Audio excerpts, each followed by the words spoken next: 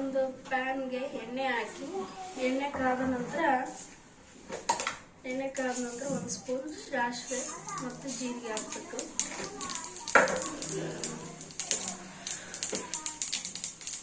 ಕರಿಬೇವು,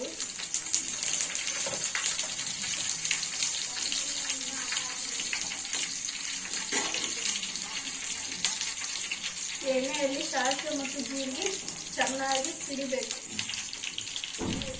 ನಂತರ ಹಸಿಮೆಣಸಿನ್ಕಾಯಿ, ನಮಗೆ ಖಾರಕ್ಕೆ ತಕ್ಕಷ್ಟು ಹಸಿಮೆಣಸಿನ್ಕಾಯಿ ಹಾಕೋಬೇಕು.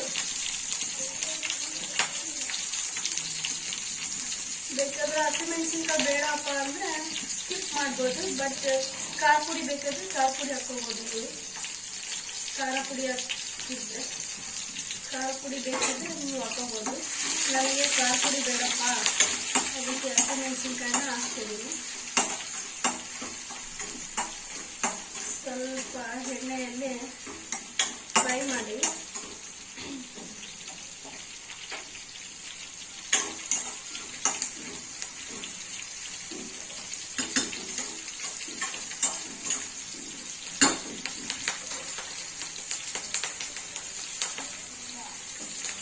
ಸ್ವಲ್ಪ ಎಣ್ಣೆಯಲ್ಲಿ ಇದನ್ನು ಸ್ವಲ್ಪ ಒಂದು 5 ನಿಮಿಷ ಫ್ರೈ ಮಾಡಿದರೆ ಎಷ್ಟೇ ಖಾರ ಇದ್ರೂ ಸ್ವಲ್ಪ ಖಾರ ಕಡಿಮೆ ಆಗುತ್ತೆ. ಸ್ವಲ್ಪ ಎಣ್ಣೆಯಲ್ಲಿ ಸ್ವಲ್ಪ ಹೊತ್ತು ಫ್ರೈ ಮಾಡ್ಕೊಳ್ಬೇಕು.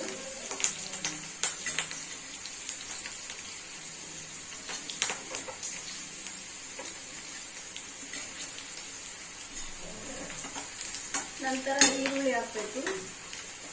ನಾನು 2 ಈರುಳ್ಳಿಯನ್ನು ಹೆಚ್ಚಿಕೊಂಡಿದ್ದೀನಿ. 2 ಈರುಳ್ಳಿ ಹಾಕೊಂಡ್ರೆ ಸಾಕು. ಸಣ್ಣ ಕಟ್ ಮಾಡ್ಕೊಂಡು ಈರುಳ್ಳಿ ಹಾಕೊಂಡ್ರೆ ಎಣ್ಣೆ ಜೊತೆ ಇದನ್ನು ಚೆನ್ನಾಗಿ ಫ್ರೈ ಮಾಡಿ.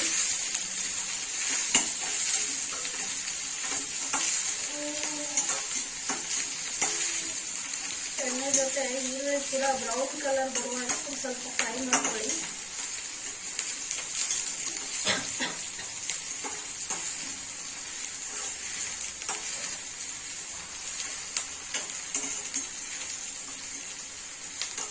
ಈರುಳ್ಳಿ ಬ್ರೌನ್ ಕಲರ್ ಕಂದು ಬಣ್ಣ ಬರಬೇಕು.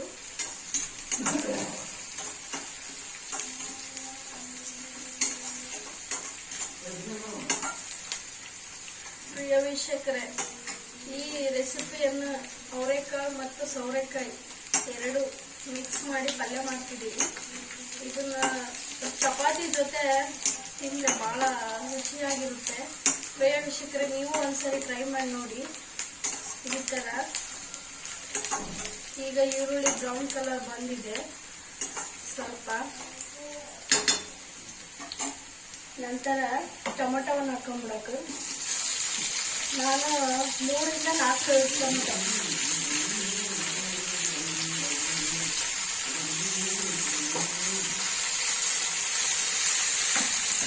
ನಾನು 3 ರಿಂದ 4 ಟೊಮೆಟೊವನ್ನು ಹಾಕೊಂಡಿದ್ದೀನಿ. ಚೆನ್ನಾಗಿ ಹೆಚ್ಚಿಕೊಂಡು ಟೊಮೆಟೊ ಎಣ್ಣೆಯಲ್ಲಿ ಸ್ವಲ್ಪ ಸಾಫ್ಟ್ ಆಗೋವರೆಗೂ ಇದನ್ನು ಫ್ರೈ ಮಾಡ್ಕೊಳ್ಬೇಕು. ಟೊಮೆಟೊ ಈ ಎಣ್ಣೆಯಲ್ಲಿ ಫುಲ್ ಸಾಫ್ಟ್ ಆಗುತ್ತೆ. ಒಂದು 5 ನಿಮಿಷ ಫ್ರೈ ಮಾಡ್ಕೊಳ್ಳಿ.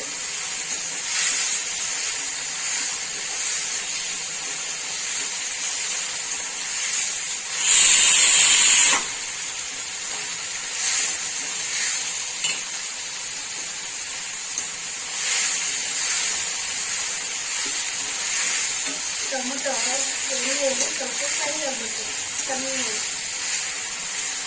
ಸ್ವಲ್ಪ ಫ್ರೈ ಆದರೆ ಚೆನ್ನಾಗಿರುತ್ತೆ. ಟೊಮೆಟೊ ಸಾಫ್ಟ್ ಆಗುತ್ತೆ.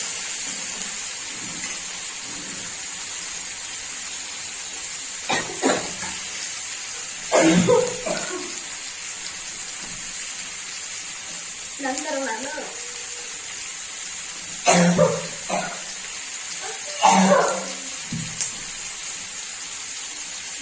ನಾನು ತೊಳೆದುಕೊಂಡ ಅವರೆಕಾಳುಗಳನ್ನು ಹಾಕ್ತಿದ್ದೀನಿ.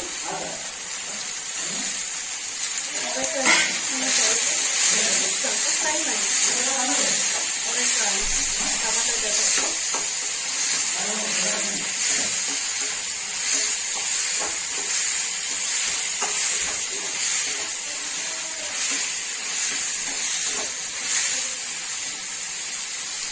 ಸ್ವಲ್ಪ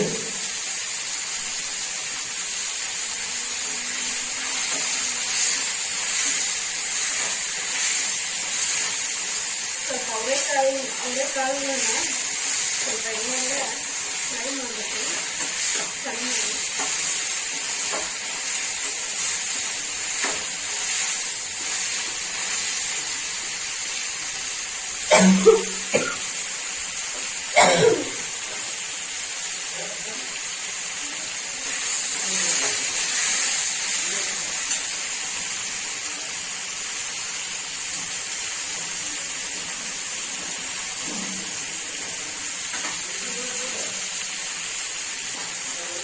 ಸ್ವಲ್ಪ ಅರಿಶಿನ ಪುಡಿ,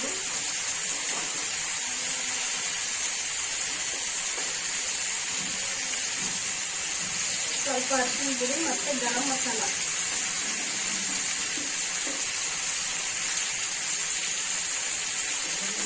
ಅರ್ಧ ಸ್ಪೂನ್ ಬೇಕಾದರೆ ಗರಂ ಮಸಾಲ ಹಾಕೋಬೋದು.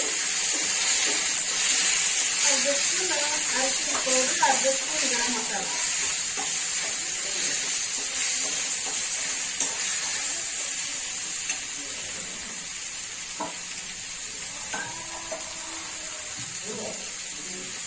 ಕೆಳಗೆ ತಳ ಹಿಡಿಯುತ್ತೆ. ಒಂದು ಸ್ವಲ್ಪ ನೀರು ಹಾಕೊಂಡು ಈ ಅವರೆಕಾಳನ್ನು ಒಂದು ಸ್ವಲ್ಪ ಬೇಯಿಸ್ಕೊಳ್ಳೋದು. ಒಂದು ಸ್ವಲ್ಪ ಹೊಡೆದು ಹಾಕೊಂಡು ನೀರು ಬೇಕಾದ್ರೆ.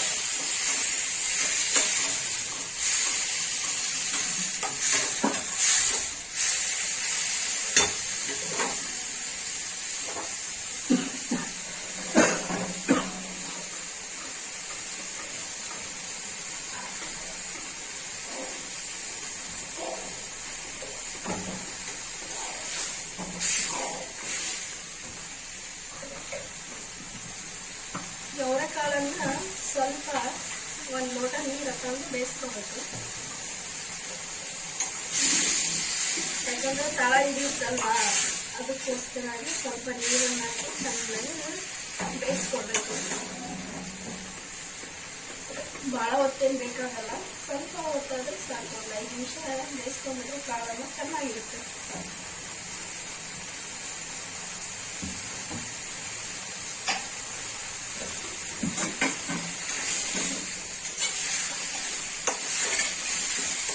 ಈ ಅವರೆಕಾಳು ಮತ್ತು ಸೋರೆಕಾಯಿ ಎರಡು ಮಿಕ್ಸ್ ಮಾಡಿ ಪಲ್ಯ ಮಾಡಿದರೆ ಚಪಾತಿಗೆ ತುಂಬ ಟೇಸ್ಟ್ ಕೊಡುತ್ತೆ.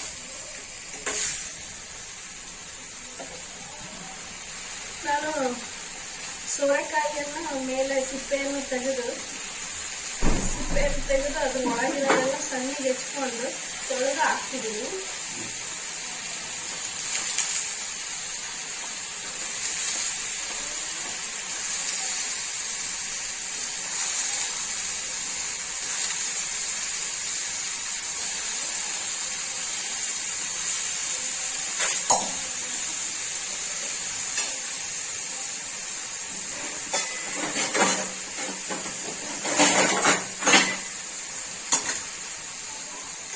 ನಾನು ಇದನ್ನೆಲ್ಲ ಕಲಿಸ್ತೇನೆ.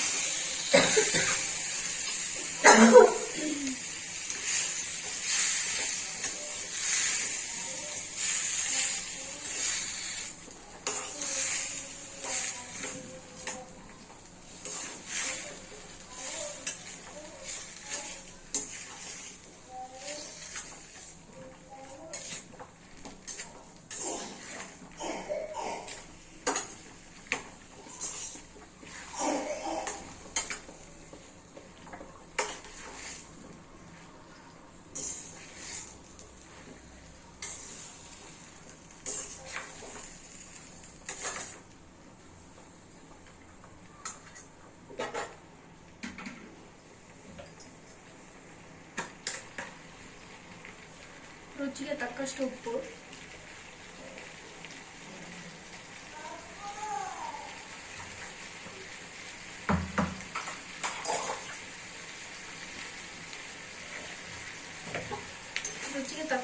ಹಾಕಿ ಮತ್ತೆ ಚೆನ್ನಾಗಿ ಫ್ರೈ ಮಾಡ್ತಿದ್ದೀನಿ.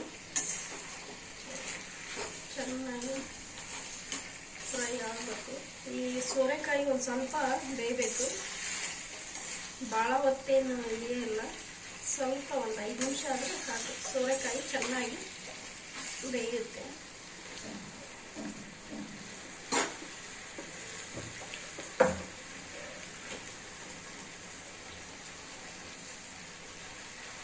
ಒಂದು 5 ನಿಮಿಷ ಮುಚ್ಚಳವನ್ನು ಮುಚ್ಚಿ ಬೇಯಿಸ್ಬೇಕು. ಒಂದು 5 ನಿಮಿಷ ಮುಚ್ಚಳವನ್ನು ಮುಚ್ಚಿ ಬೇಯಿಸ್ಬೇಕು.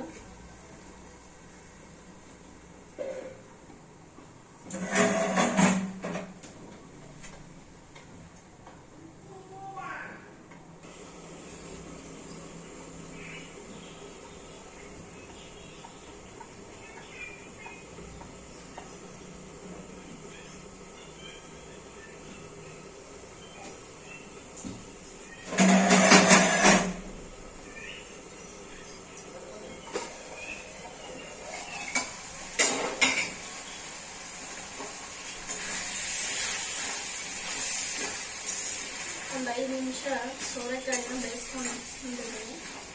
ಮುಚ್ಚಳವನ್ನು ಮುಚ್ಚಿ ಈಗ ಒಂದು ಸ್ವಲ್ಪ ಸಾಫ್ಟ್ ಆಗಿದೆ. ಸೋರೆಕಾಯಿ ಚೆನ್ನಾಗಿ ಬೇಯಿದೆ.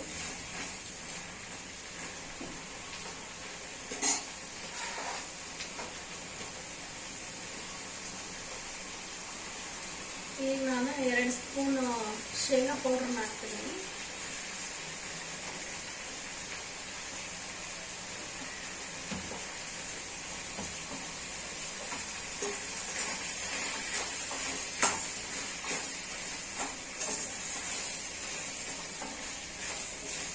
ಶೇಂಗಾ ಪೌಡರ್ ಹಾಕಿ ಚೆನ್ನಾಗಿ ಫ್ರೈ ಮಾಡಿ.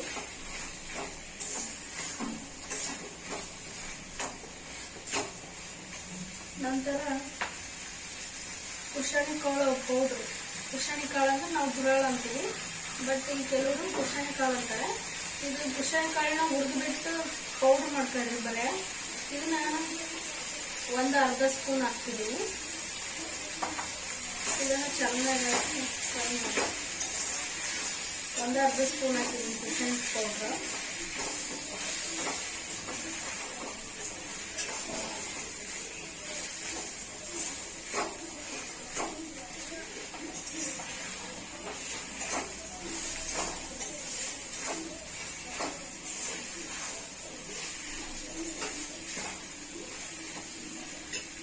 ನಂತರ ಸಣ್ಣ ಹೆಚ್ಚಿಟ್ಟುಕೊಂಡ ಕೊತ್ತಂಬರಿ ಸೊಪ್ಪನ್ನು ಹಾಕಿದ್ದೀನಿ.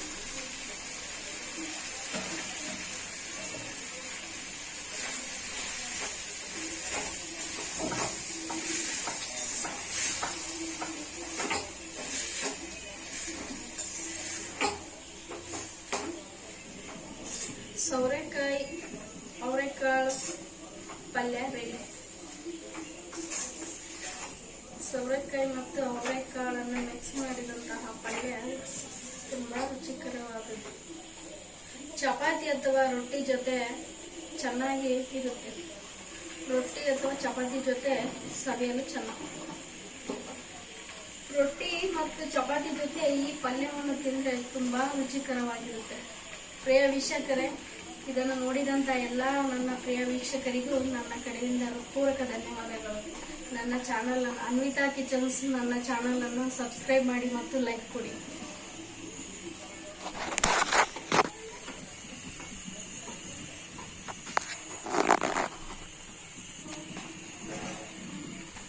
ಅವರೆಕಾಳು ಮತ್ತು ಸೌರೆಕಾಯಿ ಪಲ್ಯ ರೆಡಿ ಟು ಈಟ್.